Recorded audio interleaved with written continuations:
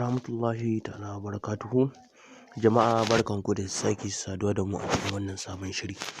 Wannan channel ɗin ASP TV ta ɗauki nauyin kawo muku, wanda ni Anas Suleiman nake gabatarwa. A yau za mu yi muku bayani ne akan wani tsari da gwamnatin tarayya ta fito da shi, wanda za ka iya misali yin course ko ka koyi harkar kwamfuta a cikin sauƙi, kuma in ka gama baka certificate, ma'ana a ɗauki shaidar gamawa a baka da sunanka da kuma tambarin shi hukumar ta baka. Wannan tsari ya fito ne ƙarƙashin ma'aikatar sadarwa da abin da kira da communication and digital economy, ƙarƙashin jagorancin Malam Isa Alfantami, ministan sadarwa na Najeriya.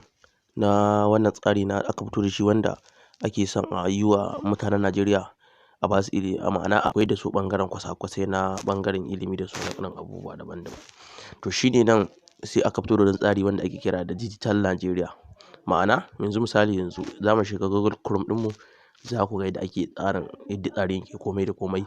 In ka gama kuma a baka course, sannan kamar yadda ake shi darasin yadda ake yin sa online ake yin sa. Ma'ana yanzu misali za ka kalli wasu bidiyoyi wanda suka shafi ɓangaren kwamfuta, wanda aka ce for beginner sannan kuma for professional, ma'ana da wannan ɗan farko misali ɗan koyo da kuma waɗanda suka zama manya a harka.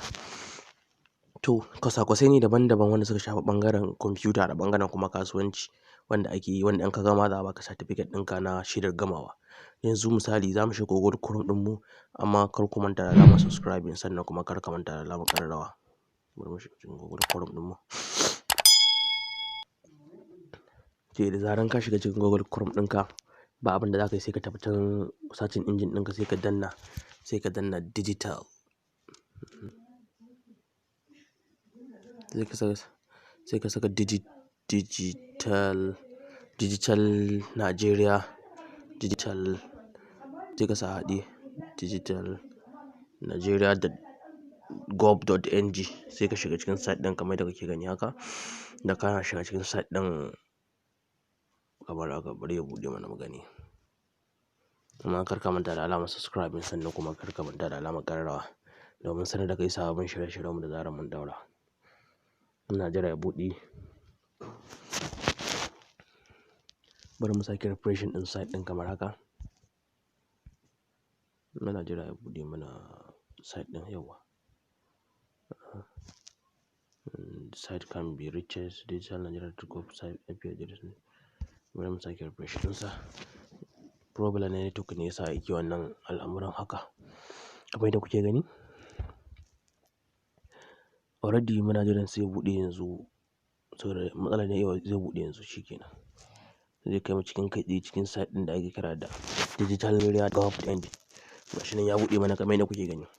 Gashi nan suka ce skill empowerment program by the Federal Ministry of Communication and Digital Economy. Gashi nan suka yi bayan da suka yi anan, duk ga bayan program ɗin nasu da komai da komai, duk gashi da kuke gani kamar haka. Gashi nan digital Nigerian portal and mini academic research training, duk gasu nan. To abin da za a yi yanzu, sai ka tafi can sama, sai ka tafi can inda aka saka can sama, sai ka saka click to register. Inda aka saka click to register, sai ka danna shi kai tsaye. In ka danna shi kai tsaye, zai kai ka gurin da ake registration ɗin a shiga cikin tsarin namu na shi training ɗin kwamfuta ɗin. Sai suka ce welcome to digital Nigeria. This is a nice opportunity for you to develop your digital skills. To do so, kindly click on the button below to register. Suka yi bayani anan. Sai ka zo sai ka danna join the digital Nigeria program. Da zaran ka danna shi kai tsaye, zai tafi da kai cikin ɓangarorin site ɗin. Bari mu cika ciki. Suka ce to gashi nan ya kai mu ciki.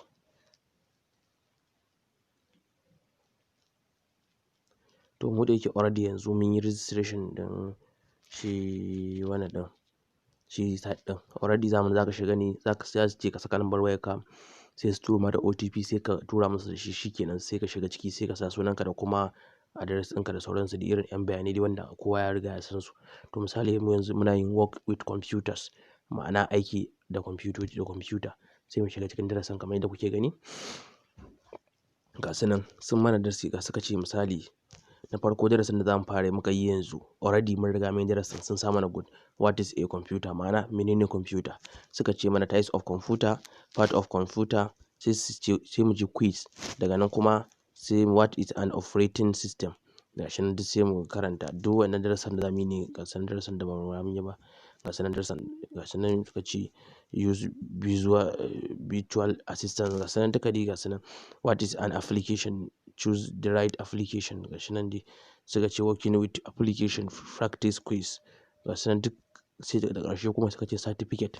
To anan za su ɗauki certificate ɗin da in ka gama course ɗin za su baka. Certificate ɗin za su baka shi da lambar shaidar ka gama wannan course ɗin na ɓangaren aiki da kwamfuta. To kwasa-kwasan suna da mu da yake yanzu mun zaɓi ɓangaren ma'ana for beginner ne, ma'ana tun daga farko muka taso da abun. Da mun gama za mu iya zuwa wani part ɗin kuma mu sake yin wata rijistar na wani course ɗin shi ma mu ci gaba da yi. Kuma course ɗin kyauta ne ba tare da ko ka biya ko naira biyar ba, sannan kuma za su baka certificate wanda za a baka shi ƙarƙashin ma'aikatar sadarwa ta Najeriya. Shi dai wannan muhimmancinsa shine ka samu good experience akan abin da ya shafi ɓangaren kwamfuta, sannan kuma certificate ɗin nan gaba zai iya taimaka maka gurin wani samun wasu ayyuka na gwamnatin tarayya, sabida asalin certificate ɗin ma daga ɓangaren gwamnati ya fito ba private bane saka, ma'ana ba ɓangaren private ne suka baka certificate ɗin ba, ɓangaren da ya shafi gwamnati ne suka baka, ma'ana sun yarda da cewar ka iya kwamfuta. Haka in wasu ayyuka suka taso haka na ɓangaren kwamfuta za su iya cewa misali ma'aikatar sadarwa ta Najeriya za ta ɗebi ma'aikata iri kaza ko temporary ko permanently, za a ce ana buƙatar mutum ya zo course experience ɗinsa, course ɗin da ya ɓangaren kwamfuta da sauransu, sannan sai su ɗauke shi aiki bayan takardunsa na makaranta. To kaga wannan abun zai taimaka maka, sannan kuma abun kuma zai taimaka maka gurin sake sanin ɓangaren da ya shafi kwamfuta gabaki ɗaya.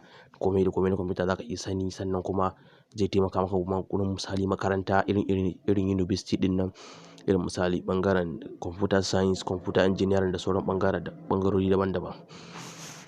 Wannan mun yi darasi ne domin mu nuna muku yadda za ku iya yin darasi akan ɓangaren kwamfuta, ko in ce ku koyi kwamfuta cikin sauƙi ba tare da ka je ka biya kuɗi ba, sabida yanzu koyon kwamfuta yanzu ya zama sai ka biya kuɗi, sannan kuma misali yanzu in ka biya kuɗi sannan sai ka ɗebo watanni. Wannan kuma data ka za ka saka a wayarka kawai ka je ka yi registration ɗin, sannan ka shiga ciki sai ka fara amfani da shi kamar yadda kuka gani mun shiga ciki yanzu.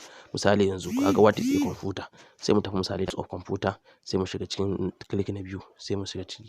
Amma kuma kar ka manta shi wannan bidiyon kar ka yi skipping ɗinsa, sabida skipping ɗinsa shine ya kamata a ce ka koya ɗaya bayan ɗaya, sabida ɗaya bayan ɗayan shine zai taimaka maka gurin samun experience akan ɓangaren kwamfuta, ba wai ka shiga kana skipping ɗin wannan bidiyon ba kana wucewa domin ka samu certificate ɗin.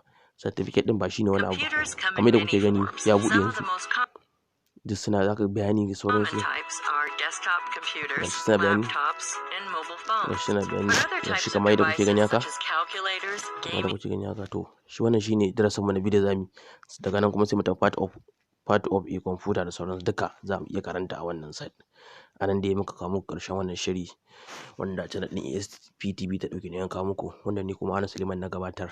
Gani mai neman ƙarin bayani ko kuma mai tambaya zai iya ajiye mana tambayarsa a comment, sannan kuma kar ka manta da alamar subscribing, sannan kuma kar ka manta da alamar ƙararrawa, sannan idan bidiyon ya burge ka kar ka manta da alamar like ɗin nan shine zai taimaka mana ko in ce ya ƙara mana ƙarfin gwiwa akan kawo muku sababbin bidiyo. Mun gode.